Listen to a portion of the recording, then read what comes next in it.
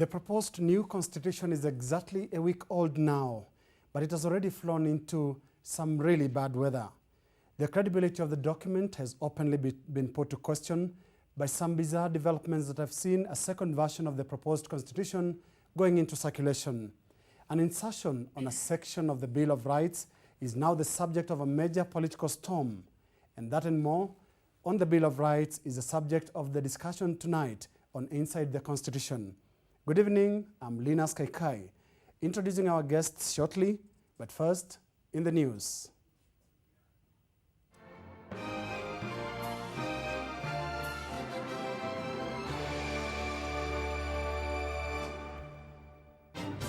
The penultimate stage of the Constitution review process has been thrown into a spin owing to a surprising anomaly in the proposed Supreme Law. There are two drafts here,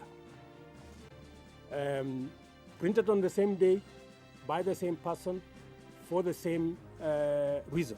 The anomaly is a key clause in Article 24, Clause 1D on the limitations of rights and fundamental freedoms that talks about how a person's freedom can be limited, simply referred to the need that the enjoyment of rights and freedoms by any individuals does not prejudice the rights and fundamental freedoms of others.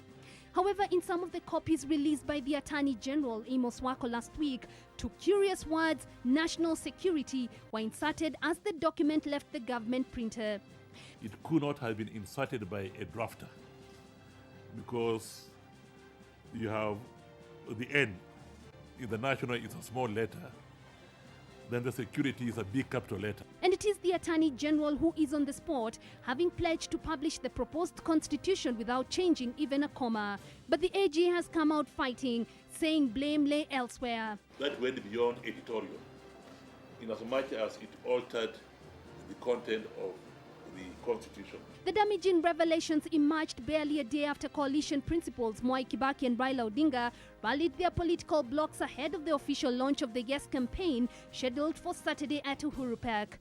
The Yes side will continue to persuade all those saying no on the post-referendum activities because the unity of the country must remain paramount.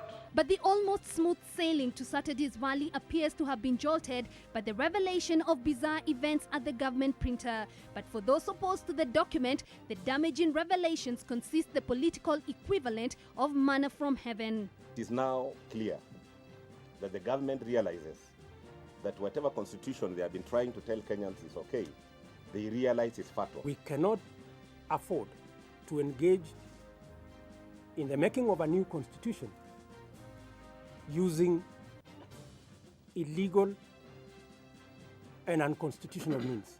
Well, it is a week that has not only put the government on the spot, but has also seen the Catholic Church reiterating its opposition to the document. We wish to express our disappointment and that of many Kenyans that our voice has not been listened to so far. We urge our leaders to respect this decision and the position that the entire church has taken. While the anomaly has no doubt dealt the entire process a credibility body blow, it is unlikely to stop the review timetable from running. Today, the IIEC gazetted the referendum question, and the COE is still going on with its civic education program. But from the proverbial blue skies, the anomaly has bolstered the arsenal of those opposed to the proposed constitution, and they are now simply saying that the document is tainted beyond repair.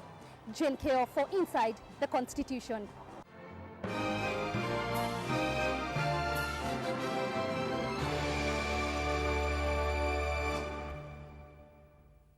So, was it an error or design? To discuss these developments, we have in the studio the Honorable Abdikadir Mohammed, who is the chairman of the Parliamentary Select Committee on the Constitution. Hi. Hi.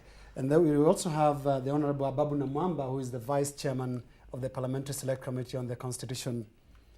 And we also do have Charles Kanjama, who is an advocate of the High Court. Welcome, gentlemen. Thank you. Let's start with the Honorable Abdikadir as chairman of the PSC. These developments, insertion of the two words, national security.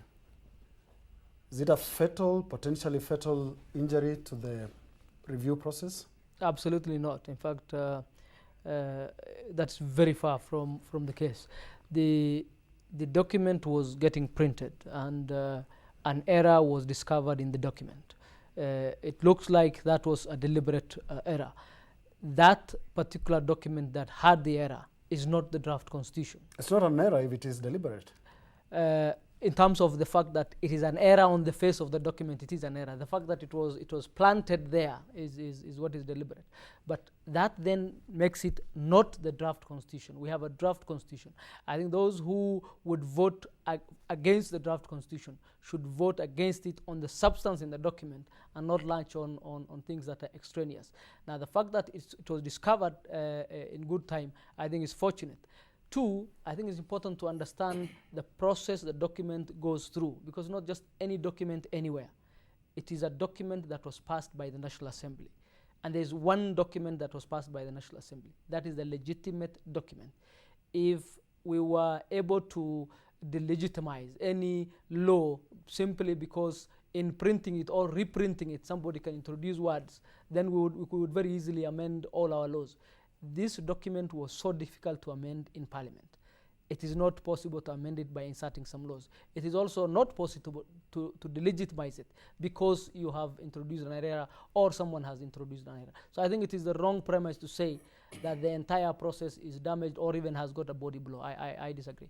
Ababu, if you were to speak as a politician, what would be your take about the developments and the insertion of the words national security? Linus, I would say that it is an unfortunate development, but it is certainly not fatal, as my chairman has said.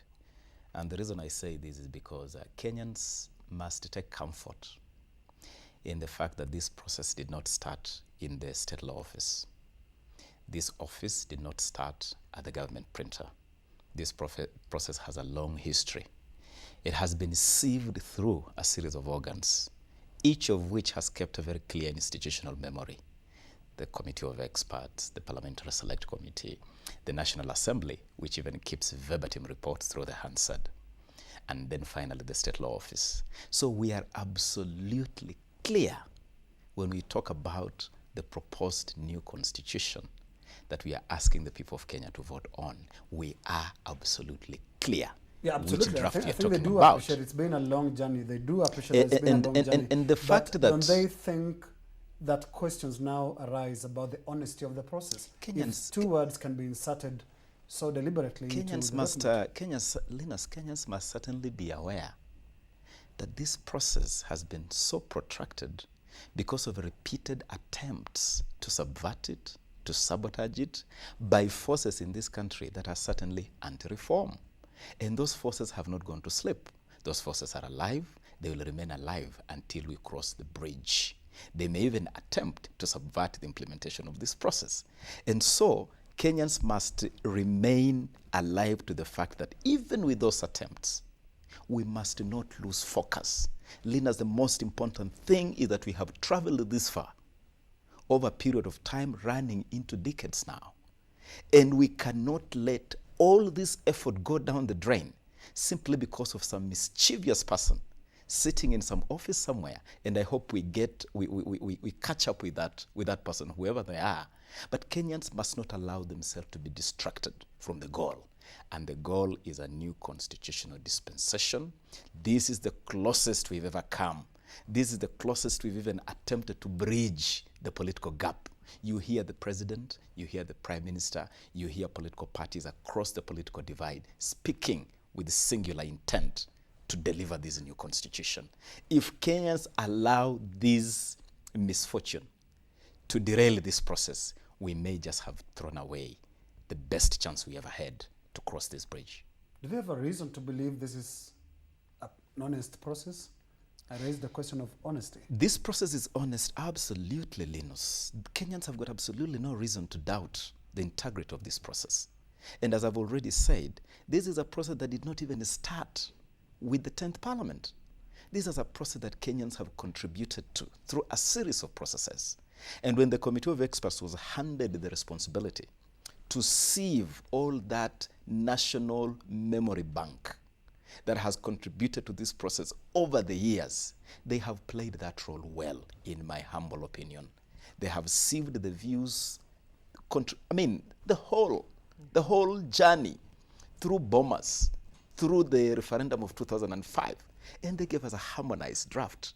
And so Kenyans can look back at that whole journey and take comfort in the fact that we have gone through a process that has been, inured, as it were, insured against tinkering. That's why it was so easy, Linus, that someone somewhere detected out of 256 clauses, quickly detected 2 words in a single sub-clause, and it has now become such a major issue because of the insurance that this process has. We have so many eyes watching this process. I plead with my fellow countrymen, let us not allow this single misfortune derail this journey. We are so close. Let us conclude it. But you're not saying it's a small misfortune. I am not. I started by saying that it is a monumental misfortune, but it is not fatal to this process.